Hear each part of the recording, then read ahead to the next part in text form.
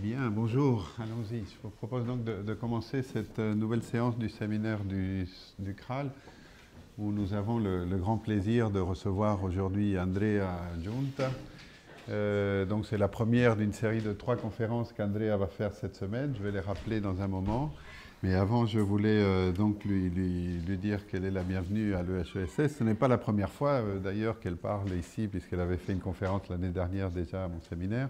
Mais là, elle est pour le coup comme directrice d'études invitée à l'école. Et donc voilà, c'est un peu plus officiel, on va dire.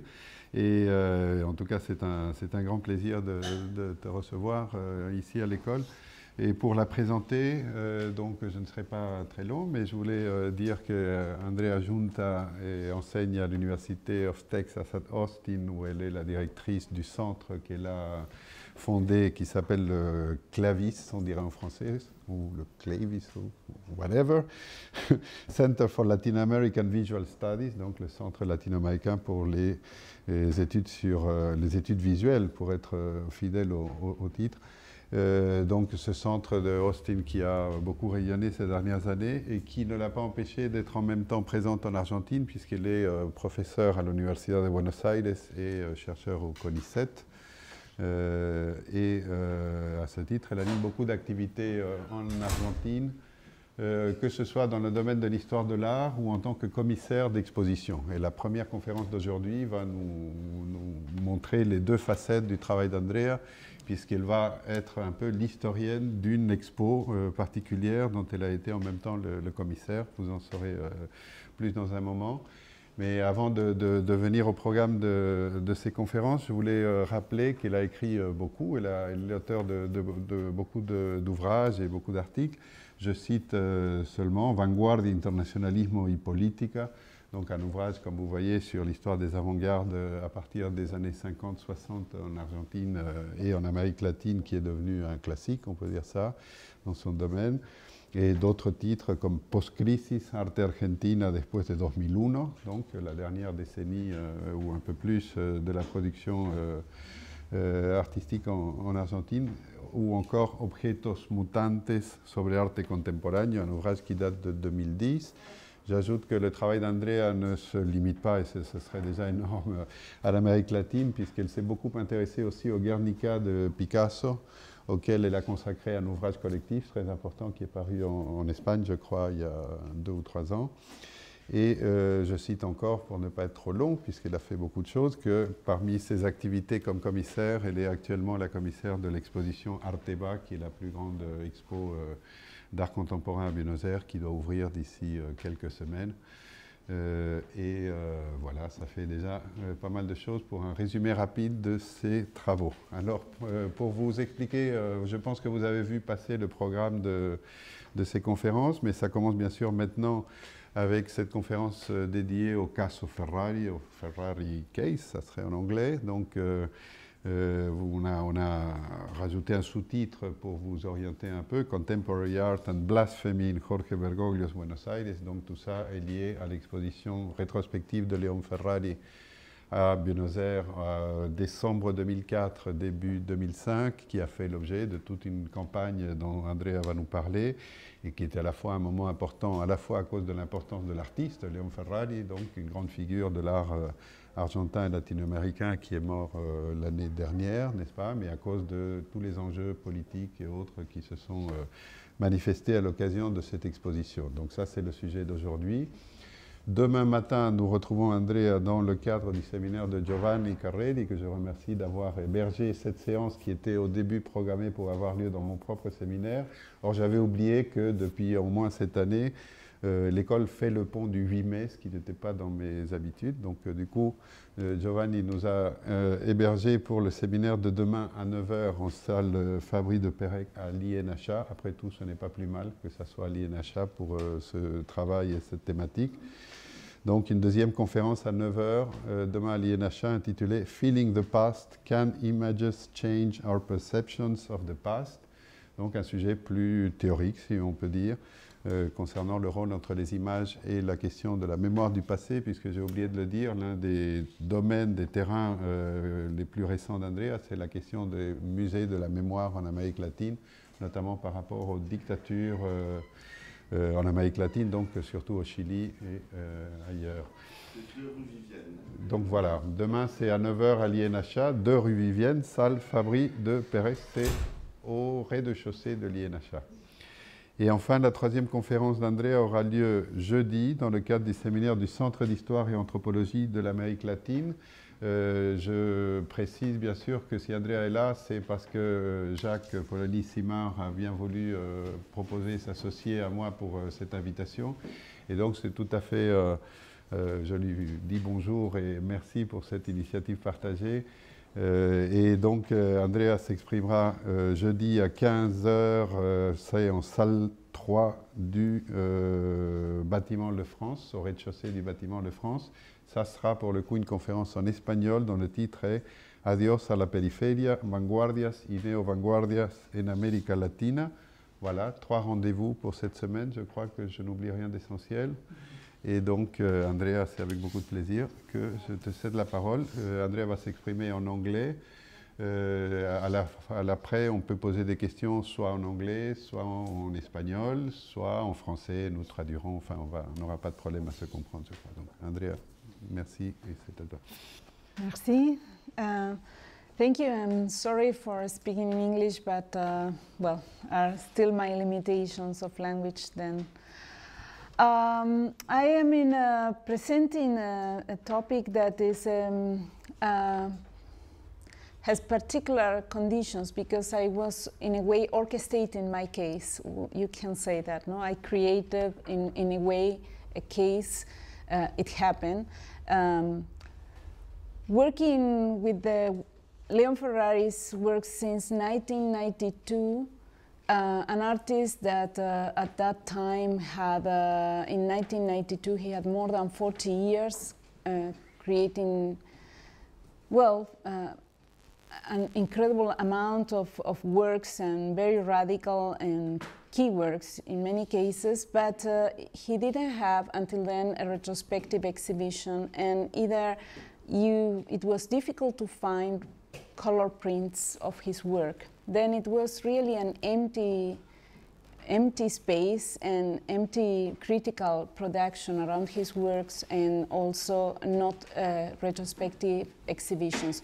He had an exhibition, a retrospective exhibition before than the one that I curated, but it was any book, any publication.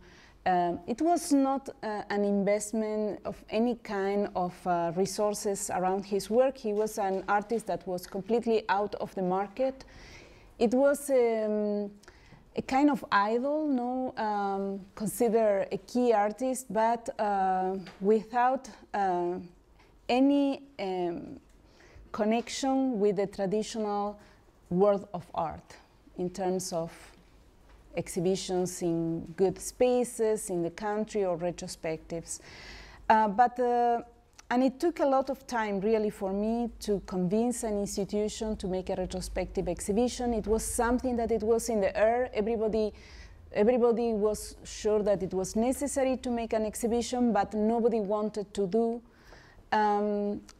He was recognized in some way in prestigious institutions out of the country, because the Museum of Modern Art acquired works of him before of his retrospective exhibition. Then it was slowly increasing the certainty that he was an important artist, that it was important to make an exhibition, but nobody wanted to do. I was in a very hard negotiations because his work has several series. It's a complex work, but basically he has 2 parts in his work. One that he called beautiful art or nice art, lindo, arte lindo, he said, no? That is a not a very aesthetic concept. And the other one is the political art. He made this division, and for him both are parallel, both are important, but they are different. Then, of course, what the circuit was prepared for admit was the nice, beautiful, abstract works. and the most problematic works they didn't want to exhibit. Then for me it was difficult because I didn't want to make an exhibition that, or not a retrospective exhibition showing half of his work. Institutions were divided. The Museum of Latin American Art wanted to exhibit just the drawings and to let the political works for the other institution. He didn't want to make a division of the works, and I wanted to show all his work. Then what I will do now is to divide my presentation in 3 sections. In the first one, I will show you in general some works for you to have a kind of idea about the complexity of his work. The second one, I will talk about the curatorial project and how I organized the layout of the exhibition. I organized the series. I elaborated the concept of the exhibition, and the third one is the scandal or the case around the exhibition. Then this is just the beginning. He began doing ceramics, very abstract. He began to make ceramics in Italy in the 50s. And at the beginning of the 60s, he began with these wire structures. He's a graduated, is an engineer, then it's a lot of connection between his work as an engineer and his sculptures at the beginning. This is the last sculpture he did in the 60s that is now at the Tate Modern. Then from the beginning, he began to develop different lines: ceramics, wire sculptures, and drawings. Drawings that are connected from the beginning with the music. Then it's an important series, early series of drawings whose title is Music. Or drawings like these ones. Several of these early drawings are now at the Museum of Modern Art, like this, that is inspired in a poem of Rafael Alberti, the Republican poet that was exiled in Buenos Aires until the 60s before going to Rome. Then they were very close friends. And then it's always a connection between his drawings that are apparently abstract, but he is connecting with literature, or like in this case that he called letters to a general or hidden writing. And then it's an abstract drawing apparently, but inside of this drawing are words. Then it's a way that he said, I wanted to say what I was thinking to the militaries in Argentina. It was a time when coup d'etat were following one to each other, and a very militarized country in a way in the 60s, paradoxically. And paradoxically, I said because it's this idea that in the 60s Argentina was in a very democratic time, but when you analyze the political history, it was not, it was a surveilled democracy. Then he said, this is the letter that I would like to write, but because I can't write openly this letter, then I am making these hidden words, hidden letters, with bad words and expressing what I wanted to say, but I was not brave enough to say what I wanted to say. No, then it's a game or a way to deal with censorship. And the most paradigmatic work, 1965, on Vietnam War, when he makes this Western and Christian civilization, an assemblage between a warplane used at that time in Vietnam War and Figure of Christ. That it's interesting because the Museum of Latin American Art 2001 was opened in September 2001, and then the newspapers thought that the plane was a work that the artist did about the attack in the Twin Towers. And it was a reinterpretation. Then in 1965, in a very similar process that affected other intellectuals of art or artists, Leon Ferrari stopped making art during around 10 years. He was not drawing, he was doing another kind of works, collages of text and publishing a very important book, but not drawing, not producing sculptures. It was this moment he was connected with Montoneros in some way, indirect way, and collaborating with a clandestine press, and feeling himself, you know, that it was not time for art, it was a time for revolution, trapped in this conflict between art and politics. If you want to change the society, you can do it through art, or you have to take part in a revolutionary process, and then the situation of art will be different. Then he was in this moment of making decisions. Then he stopped making art, and he began with drawings again, 1975. And immediately after the coup d'etat, in May 1976, he began this collage of news about cadavers and dead people appearing in different parts of the city, in Uruguay coast, in the river, and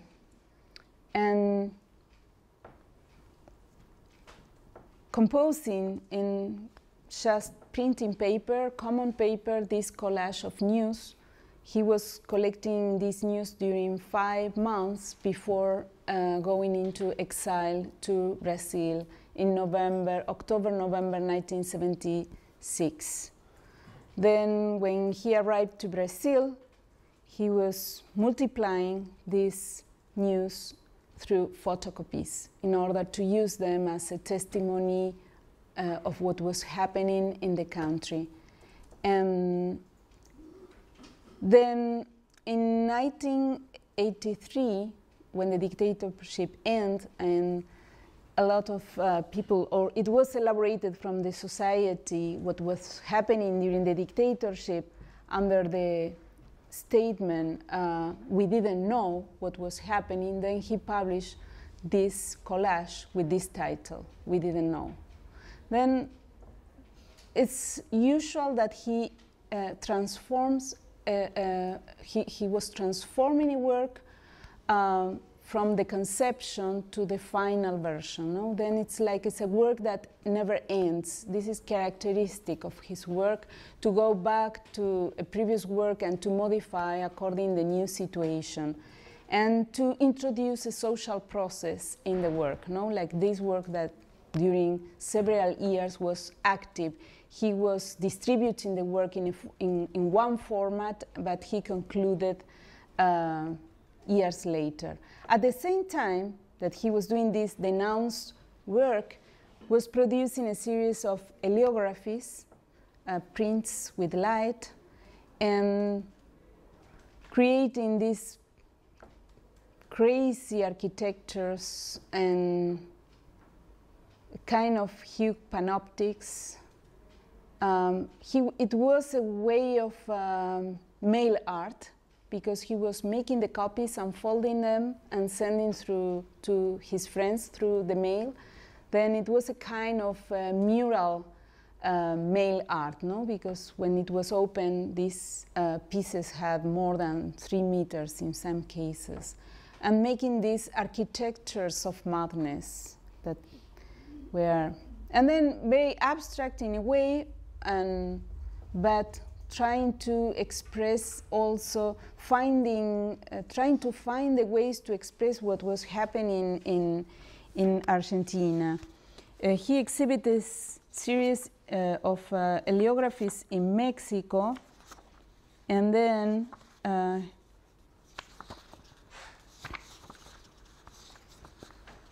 he said, when he was asked about the content of these works, he said, evidently, they employ not only technical material, but everything that remained from living in Argentina, within those who escaped from there. I feel the need to express how terrible that really was and still is, but this is 1982. But you cannot say you want to do something and then set to work, because you must achieve something as powerful as all the horror that was there in Argentina. And if it isn't done with a language that has the same degree of power, it's difficult to reflect that reality. I don't know of anything in the realm of expression that is as powerful as the repression was in Argentina. And I find that this is an interesting quotation because express the search he was trying to develop, you know, in order to express in a very powerful way what was happening in Argentina. Then it reflects the research he was developing in terms of finding the most adequate images for expressing that horror. Then he was exploring at the same time abstract resources and figurative resources, and trying to find the most powerful images, as powerful as what was happening in the country, in order to condense this situation in through his own expression. It is all this series, for example, that is very abstract, where he is creating new writings, new ways of writing, no? Exploring abstract calligraphy, and always is in his work this problem of how to say, how to express this situation, but not in a very in an obvious way or in a direct way, trying to find the distance to make to explore a new way. This was always very important for him. He said, I have to look new ways to say the same things. This was something that he always repeated. Then sensuality, eroticism is very important in his work, and he elaborated through abstract resources and also through the collage. Then 1983, the same moment that he was developing these heliographies and expressing, you know, how difficult it was to find ways to express what he wanted, then he began with this collage that the title of the series in general, that is a series that took a lot of years, is Rereadings of the Bible. Since Western Christian civilization, religion is a center in his work. Basically, what he sustained is that the origin of violence in Western culture could be found in the Bible.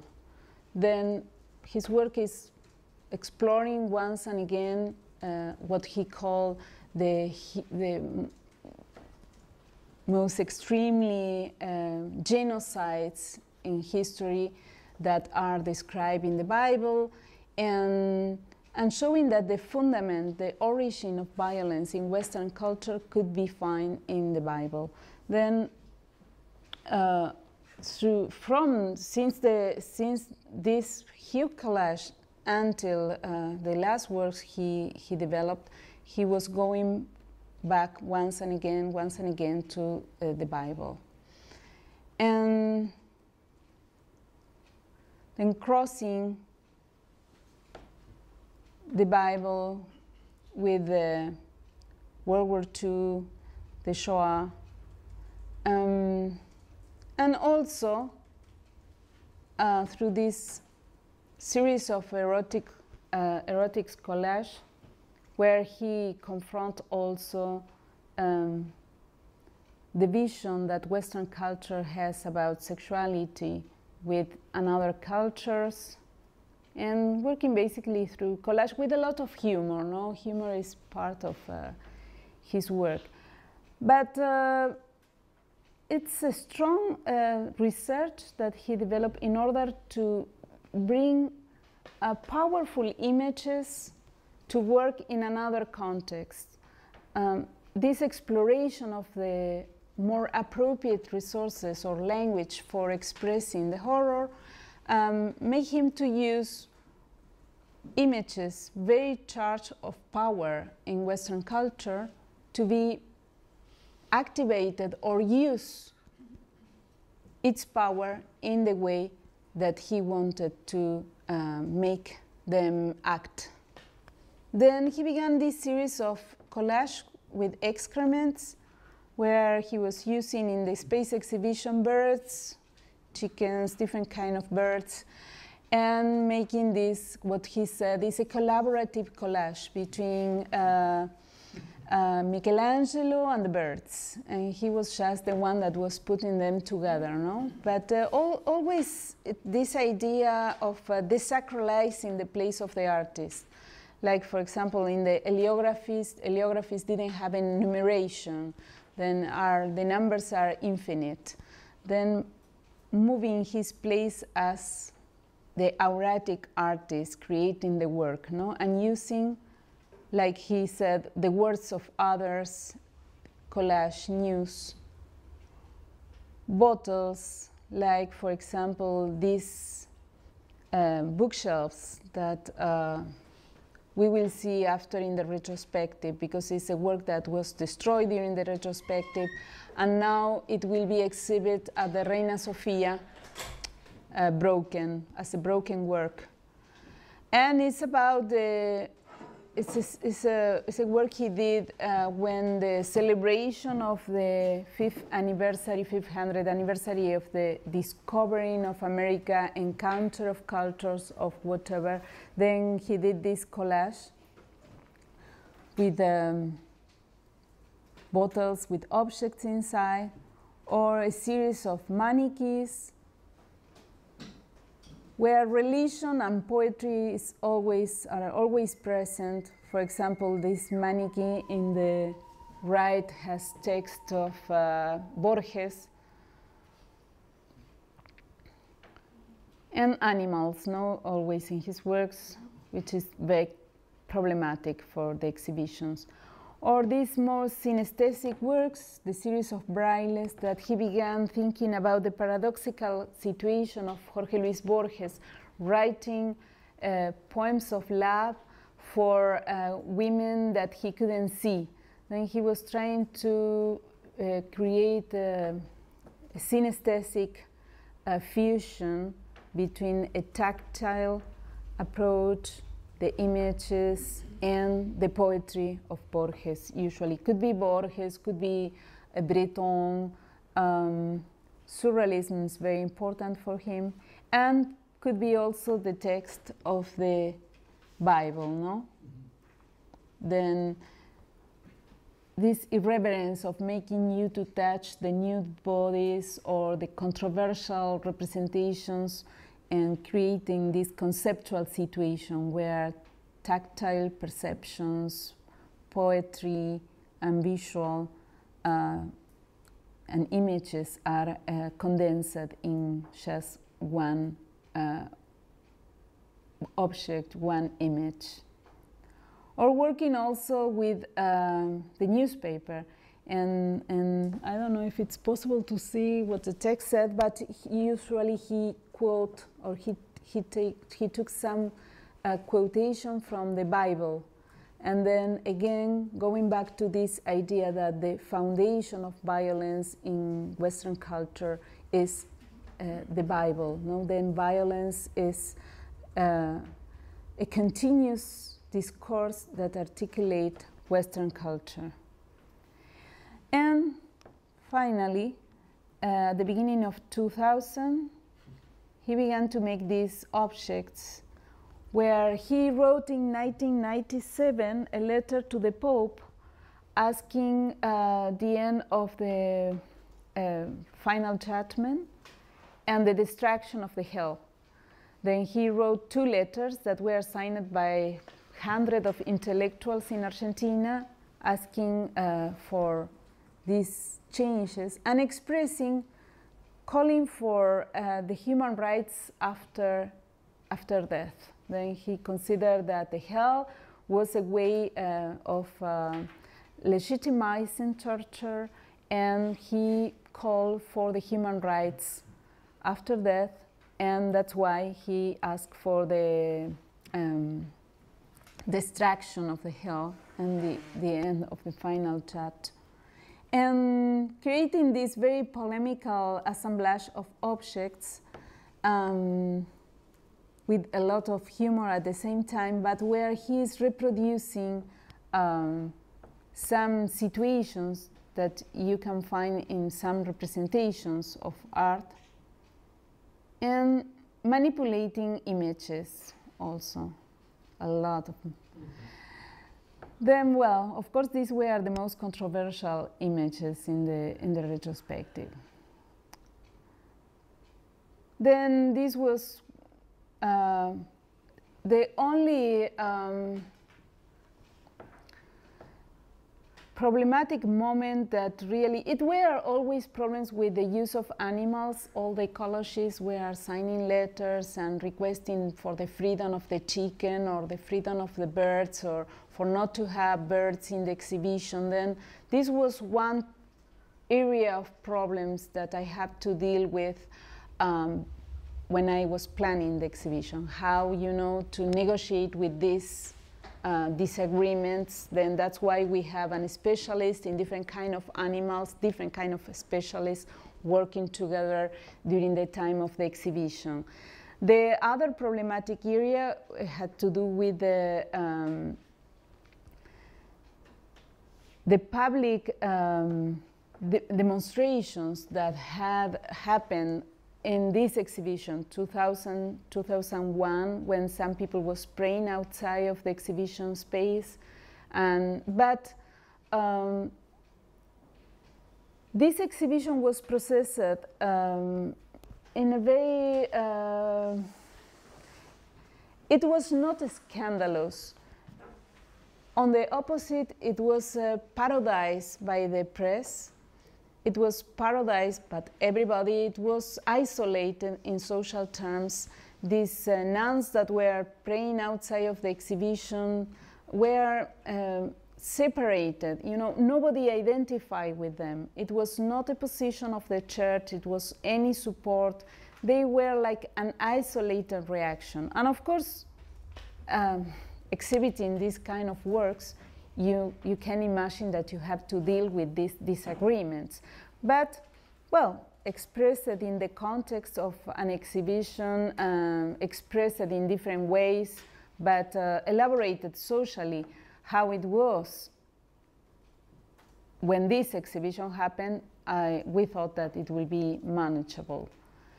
Then this is a map of how was set the exhibition. The center, where is the cross, is the place where we set the plane. And the rest of the exhibition was working from the drawings to the transparencies of the mannequins or the bottles, then from the drawings to the most organic works, but at the same time trying to cross permanently the two aspects, the more aesthetic and the most political. Then exploring the third area, the third zone, the intermediate space that is always activated in his work, because abstract works used to have political elements hidden inside of the image, and the political works had always abstract or more aesthetic elements. Then all the exhibition was organized in order to activate this fluctuation, this area of tension between these two separated discourses or areas. Then now we will see the exhibition organized in different units. Then, for example, the first section of the exhibition was occupied by the drawings and the sculptures, but you can see from there the playing in the back. the plane that was situated very high, but brought to the floor through the shadow. Then the layout of the exhibition was working very much with light, with dramatical effects, and trying to create always this fusion. Whatever was separated, all the series that were analyzed as different things, set in a way that was more visible the interaction between the different series, and a way to explore the fusion or the connection between the most aesthetic and the most political. Even it where he began to make wire sculptures at the beginning of the 60s, but he continued doing until 2010, more or less. Then this area was including different periods of time, works from different periods of time in the same area, in order to show that it's not an artist that is beginning a series and ending it and beginning another one. He opens series, but he continues developing the series, usually parallels at the same time, and he didn't stop really. And then mixing drawings and sculptures, and playing with this center as a center of a tornado in the exhibition, and in a very isolated context, like surrounded by emptiness. He developed videos also, and then this area more centered in transparencies, sensuality, organicity. These were the concepts, no? Then drawings, poetry, more political, and after this more organic area, but always is a fusion of, it's a political series at the same time. Then everything is overlapped and connected. Then the big drawings, the mannequins, the birds. It was a production of the works in the exhibition space. And it was a work that was exhibited during all his life, like he didn't have an institutional support. Then all his work was exhibited like, well, an installation produced by the artist, an artist that doesn't believe very much about the idea of being an artist or making something important that is called art. Then in the exhibition, we really worked very much to, put the works in platforms, to show them as works of art. This was the intervention of the exhibition. The curatorial concept was very aesthetic. The layout of the exhibition was very aesthetic, very different than the exhibitions he did before. He used to make an extremely intense accumulation of works. Almost it was impossible to see anything in his exhibitions. Then in this exhibition, everything was presented as a very, very aesthetic, in a very aesthetic way.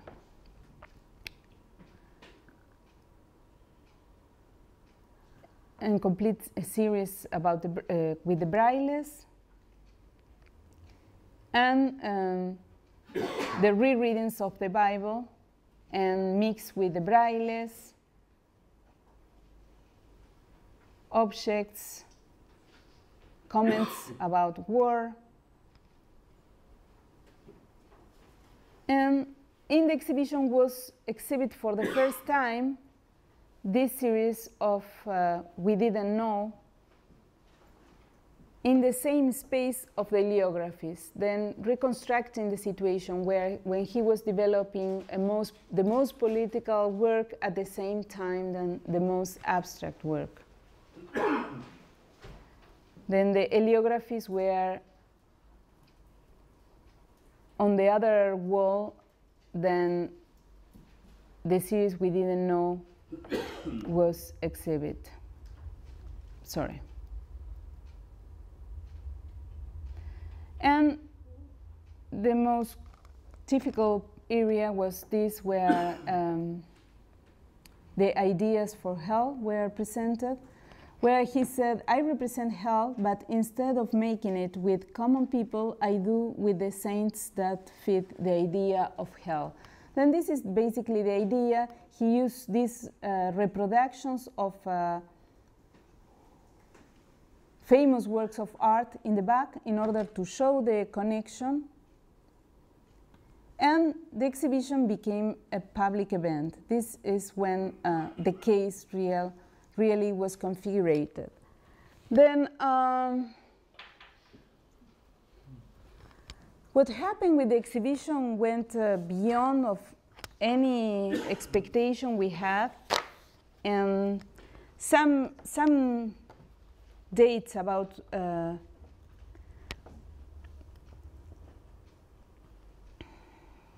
people was waiting in long lines for several hours to go into the exhibition.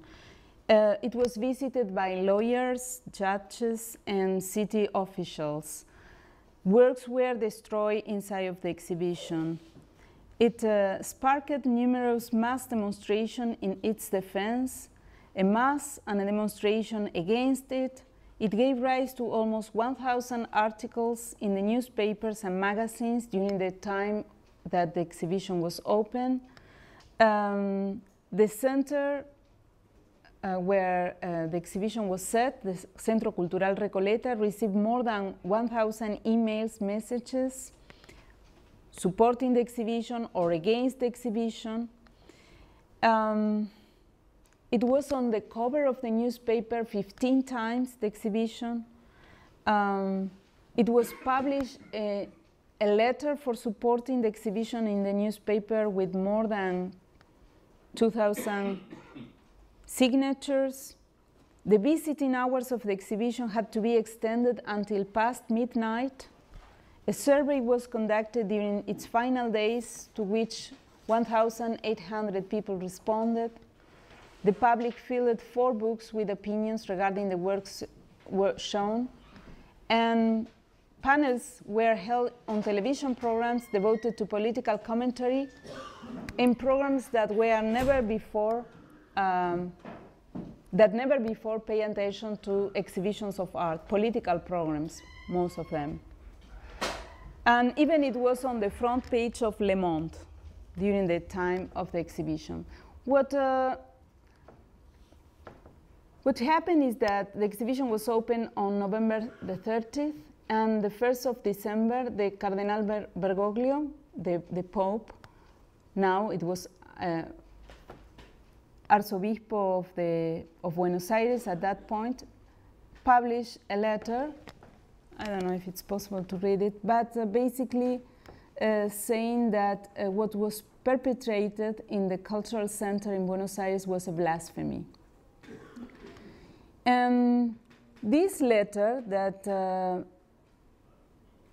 was sent to all the churches of the country and was read everywhere in all the churches on Friday, the first week that the exhibition was open, produced a multiplication and an attention on the exhibition that was completely beyond of what an exhibition could originally planning to do.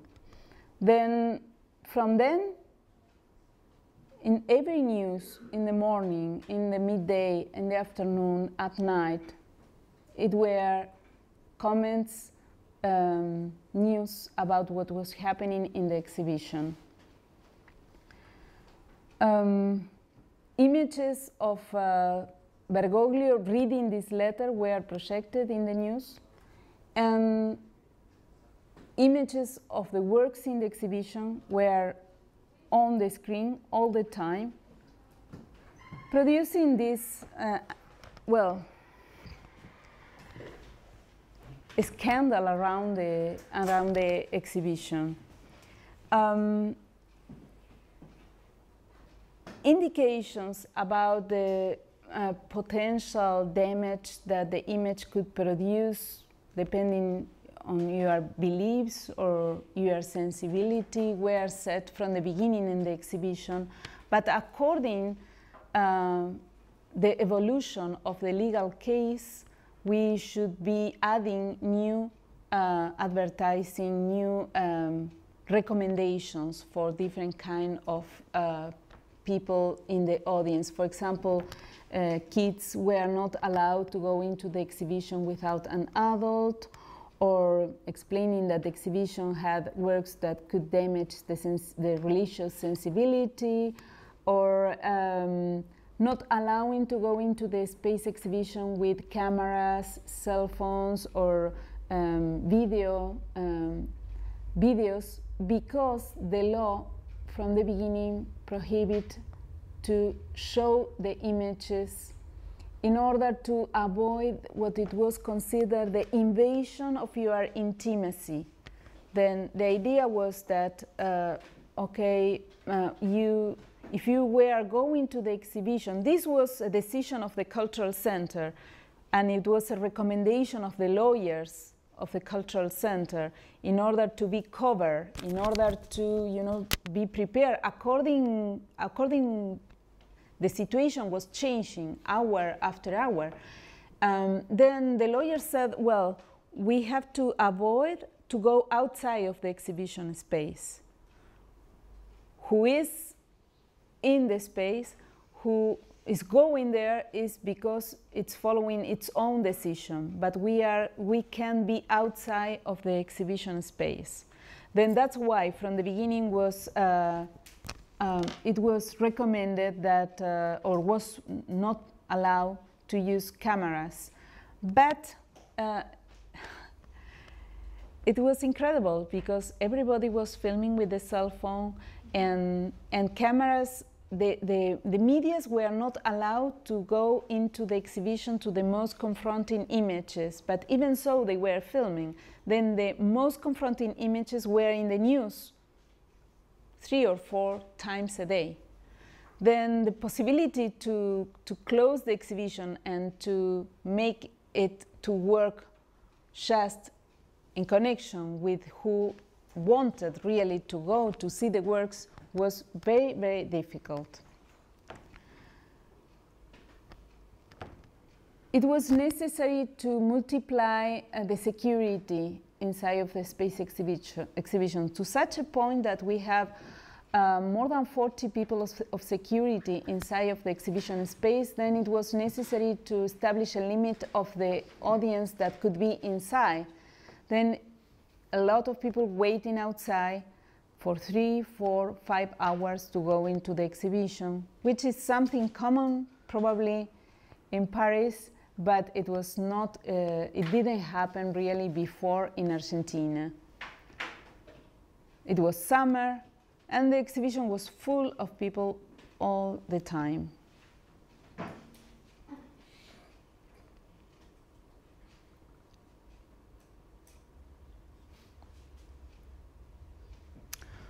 During the exhibition, three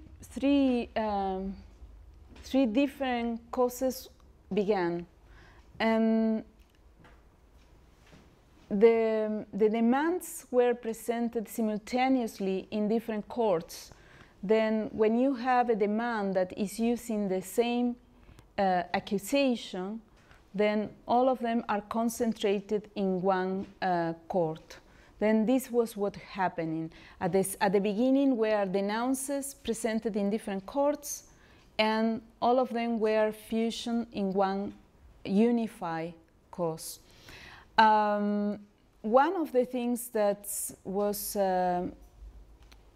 for me, it was the most interesting part. The situation is complex, but for me the most interesting or most unexpected aspect was the legal aspect. How complex was the discourse, how all of them, the ones that were supporting the exhibition and who was against the exhibition, they were using the same words. They were talking about the law, they were talking, all of them, about freedom of expression. All of them were talking about public order, but providing different content to the instrumentalization that the different sectors were doing around these words.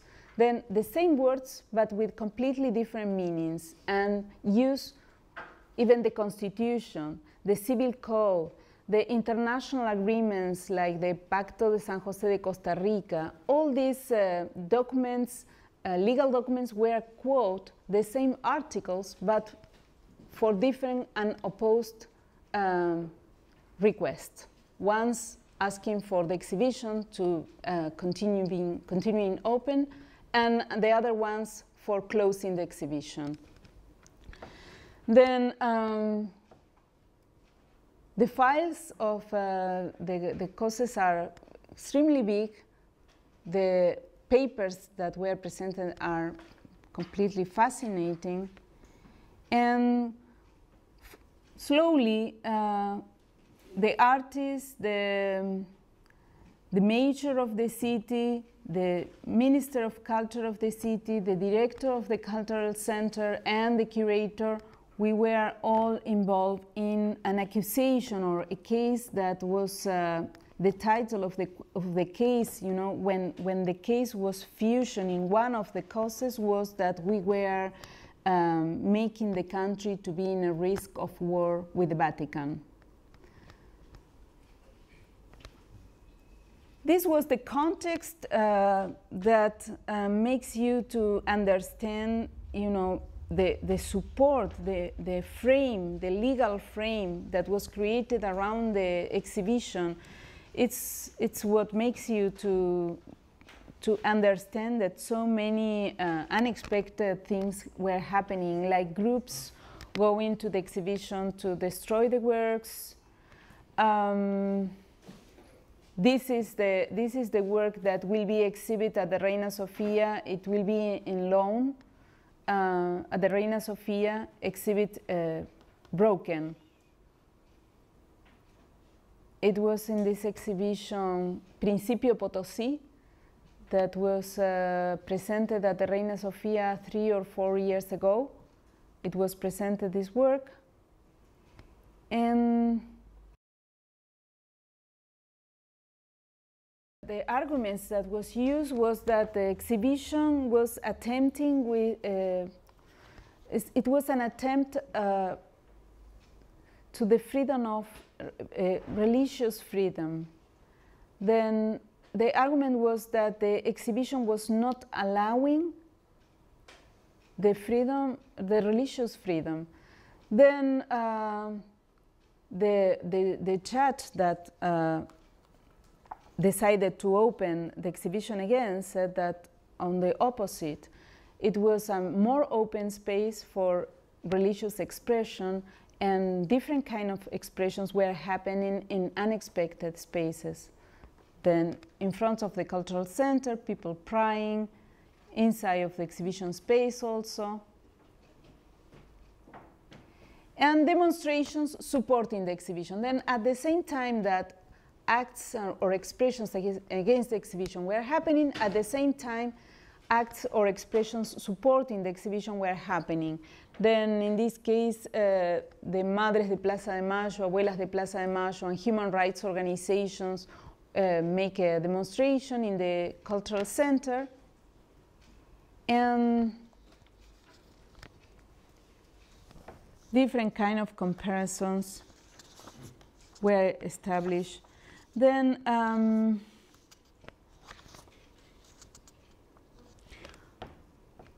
the lawyer that was presenting one of the cases, what they did, that was an organization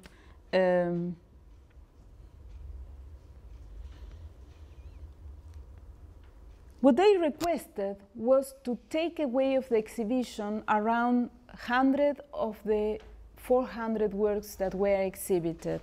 Then they didn't ask that the exhibition was closed. What they request was to take away the works that they consider were more conflicted.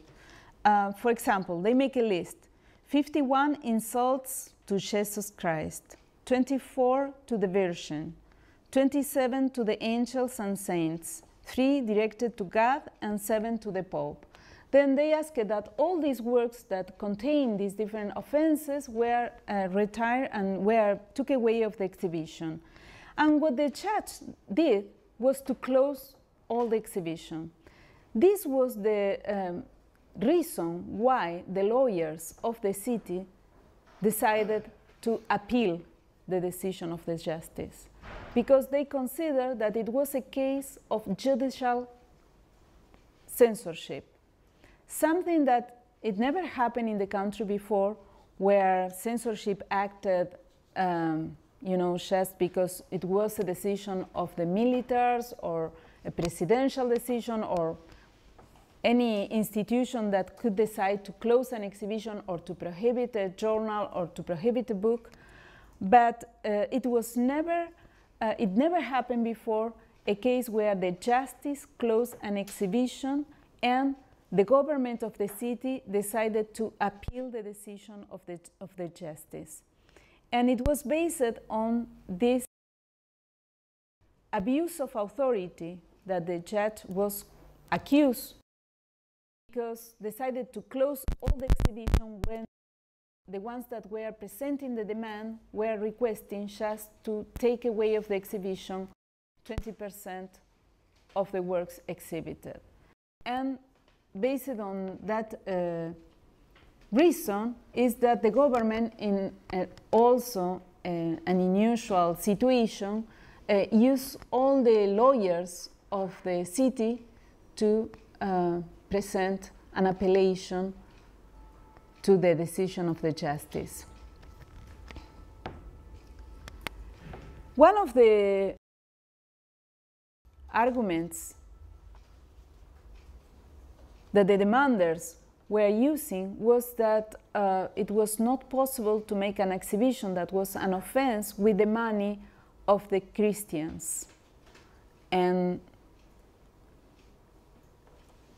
at the same time, they were calling all the companies, all the companies that were supporting the exhibition with funds, threatening them and saying that we will make a campaign against your product. You will organize something that it will be a damage for your company. Then the companies were requesting to take away the logos that were included in the announcements of the exhibition. Then this is an image that shows all the process through which the institution was erasing the names of all the companies that were supporting the exhibition. Then, of course, the situation was, it didn't have any way of finding a negotiation to maintain the exhibition open, and because could not be possible to make it with private support, could not possible to make it with public support because it was coming from the taxes, then, of course, the problem was not how it was made, but that the exhibition existed. What they wanted to eliminate completely was the exhibition. At the same time that all these things happening, the community of artists were organizing. The exhibition was closed, and different kind of circuits were organized in order to demonstrate the support to the exhibition and to support the government for continuing with the legal process in order the exhibition to be open again. Then in December 19, a huge demonstration, more than 5,000 people were in the esplanades of the cultural center. We went to look for the artist to his house, that he had to be in the street outside of his house with these guys. And during the demonstration, a lot of signs were, papers were signed for supporting the opening of the exhibition. It were workshops of printings and collage organized by the schools of art, by the artists, by the students of the university. Then an extremely porous and active ways of creativity, social creativity, were instrumentalized, completely independent of our organization. Then it was finally a real creative, social creative event with musicians, well, the artists, more than 80 years, talking to all these people like a rock star. He became really a public figure, signing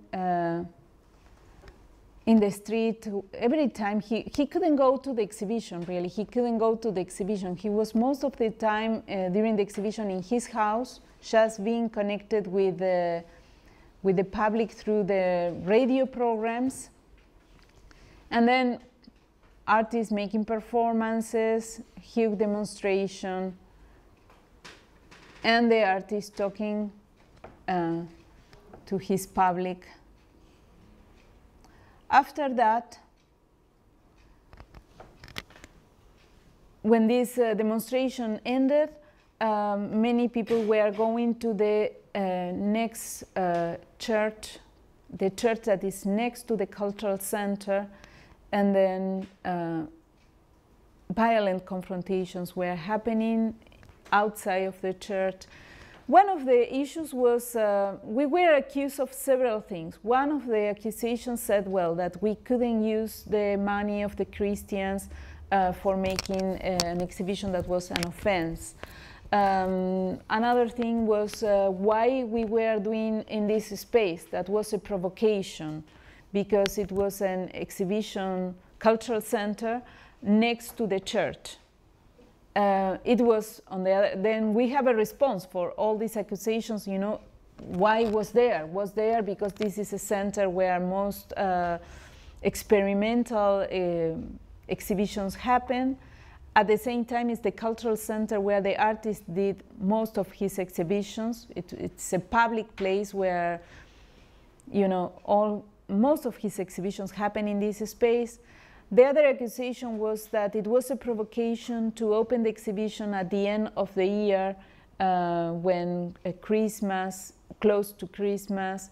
Then the institution had another way to defend itself, saying that they used to make big productions at the end of the year in order to have opened the exhibition until March. No? Then it's a distribution of resources. Then one of the difficult situations as a curator or as a representative of the institution was to respond accusations that were outside of the artistic field.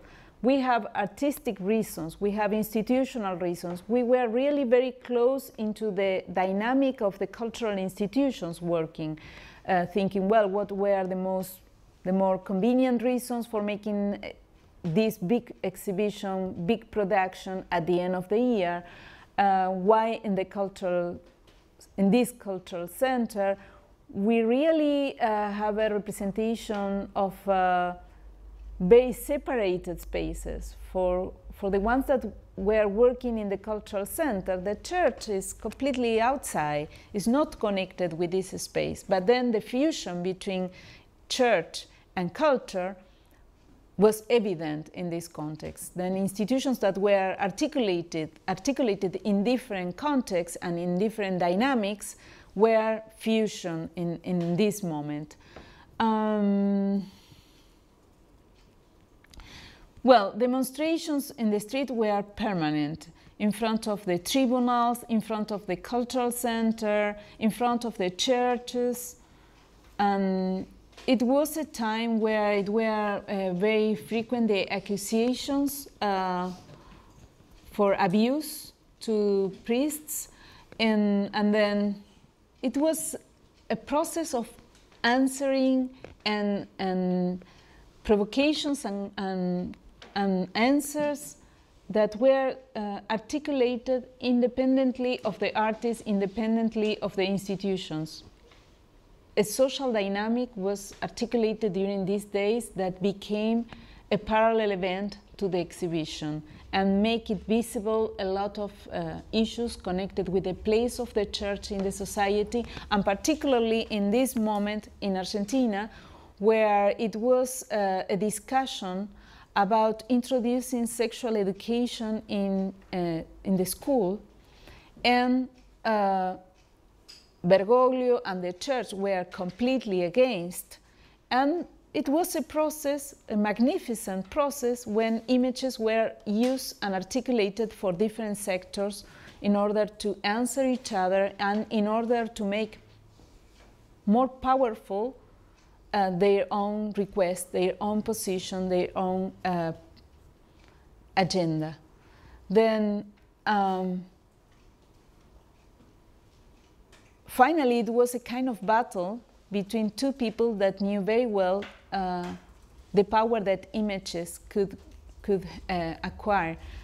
Leon Ferrari, using very powerful images, charged of a strong tradition in Western culture, and Bergoglio using the exhibition in order to send an accusation to the city that was close to approve a law that the church was against, and then using the exhibition as an example of what will happen if the government was able to do whatever they wanted. Then the exhibition was represented the position of the government, and the images were appropriated from one and the other position in order to say what they wanted to say. And then it was a very interesting case. This is another aspect that is interesting for me, a case of the use of images, the use of the power of the images in order to articulate them, the same images, with different purposes. And when the exhibition was open, because on March 24, we were doing a tour for the justice and for the priest, all of them together, and because the justice request to see with their own eyes the exhibition in order to make a decision about if the images were offending or not, if the images represented an invasion of the privacy or not, if the images or the exhibition was attempting against the freedom of expression or the religious freedom or not. And then after that, the three judges that integrated the camera decided to reopen the exhibition. And it was a different moment, because since then, once the legal solution ended and they couldn't request to close the exhibition anymore, then threats of bomb began every 3 days. Then during the last 10 days that the exhibition was open, we received 2 threats of bomb per week, more or less, and all the cultural centers should be evacuated, and the buildings around of the cultural center should be evacuated. And this was the moment when the artist decided to end the exhibition a month before than the time that was decided to have it open, because you didn't know, you didn't know if the bomb was just a threat or was real, and this was the limit for him, He was prepared for the legal battle, prepared for the battle in the medias, prepared for the discussion with journalists, with priests, but when human life were in danger, he decided that it was the time. Then the exhibition got all the purposes it had, and it was time for closing it. Then what happened was, again, the exhibition full of people, more and more, and it became an international public event where news all over the world, news from journalists from Canada, from the United States, going to the exhibition, producing documentaries, programs. And this is beautiful, because one of the things that happened all the time was the creative use of these images. For expressing the opposition, then it was usual to see people praying behind the plane, or people kissing under the plane, or dancing, or doing different kind of things, then the image became a more powerful element, more powerful than originally it was, and a space for different kind of expressions. Well, something that we did at the end was a research, short research about audience, and in order to see how it was, the conclusion was for after all this more quantitative and qualitative analysis of the audience, was that the proportion of people against of the exhibition was low. Even people that went to the exhibition prepared for being against of the exhibition, because whatever was said in the medias, whatever was the scandal created around the images, wrote things like this, for example, in the book. Leon, I liked your work very much. I am a Catholic theologian, and the concepts you are working with seem extremely interesting to me.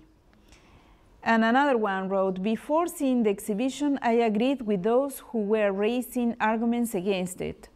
After seeing it, I was amazed, and it left me thinking. Then the social process of the exhibition was much more rational and open to the critical aspects of the exhibition than the position that the hierarchy of the church used to frame the exhibition. Then Bergoglio presented the exhibition as a confrontation between Catholics and the city. And the experience of the exhibition showed that Catholics had much more open mind than the hierarchy of the church. It was more a political use of these images in order to avoid the discussion. This is my conclusion. No? It was more a political use of these images in order to avoid the discussion that was happening in the Congress, and it was a success because they were able to stop this discussion for 2 years more. The law was approved for introducing sexual education in the school was approved in 2006. Then it was retired, took out of the Congress at this point. Then from that point of view, it was a success for the church and for the official position of the church, and it was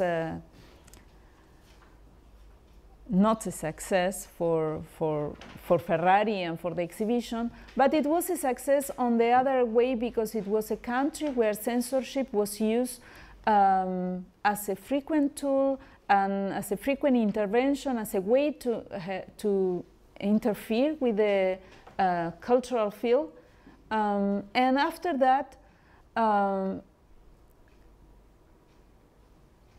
it was created the idea that law was important. The discussion was in the field of law until such a point, until the threats of bomb began to be articulated or used successfully on the other side. But this idea that law, freedom, order, public order are 3 elements that should be considered in these controversial moments and to be elaborated, legally, socially, politically elaborated. Then it was a success and not at the same time. No? It was a success, I think, because freedom of expression was legally elaborated.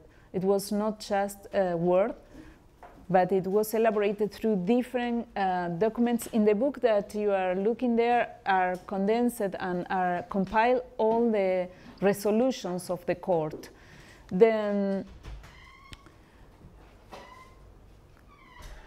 it was created an amazing legal literature that didn't exist before of this case, and is studied at the university now, the case and whatever was written around. It was a demonstration of, it created the necessity for different kind of intellectuals to write about the exhibition and to elaborate one of the aspects of the exhibition. Then the most important intellectuals in Argentina were publishing opinion articles in different newspapers or journals. We received hundreds of emails expressing the different reasons why the exhibition should be open, why the exhibition should be down, why the artist was important, what was the place of critical art in the society. And this was probably the most interesting part of all this legal literature, when the justice was elaborating the idea of critical art. What is the place of critical art if the society can't elaborate, should be eliminated from a legal point of view, or the society should be prepared to confront critical expressions that are not initially accepted. Then, and what the other interesting thing is that the audience, the exhibition was bringing or attracting a non-traditional audience. Then it were, the research revealed that it were not just intellectuals or artists, but most of the audience that visited the exhibition the last week were people that was not necessarily connected with the world of art. Then it brought to the exhibition a non-traditional audience. And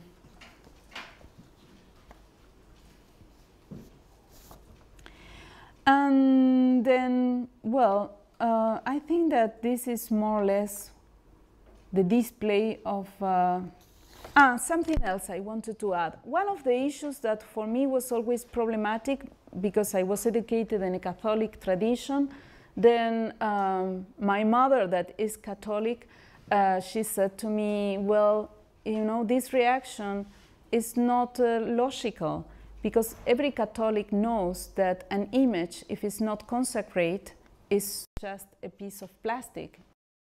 It has any particular meaning. Then that was one of the things that someone involved with religion, like my mother, said in front of this manipulation of images. But even so, for me, it was always problematic, because he manipulates really images to a degree that is not understandable in Argentinian society. Then the hypothesis I have for understanding, because he began really to make it more radically after 2000.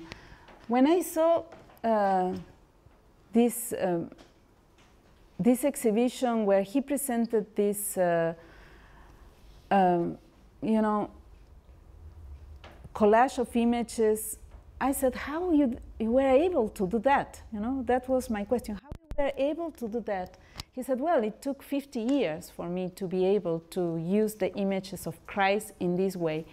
But I think that his experience in Brazil could be a way to understand how he was able to transform the use of images in so different ways, to making images to say something different. In Yoruba tradition, in Abakwara religion, in all these African Catholic fusions that you can see in Brazil, but not in Argentina, to transform the images through different kind of manipulations in order to transform their meaning and their power, it's frequent. Then this was something that we talk about, no? How we were able to do that. He said, well, the experience or the relationship that Brazilian culture has with images is probably open for me the possibility to explore or to make interventions in the images that were not could not be accepted. No? Then this is more or less the display of topics I wanted to present, and now to answer questions or to get comments about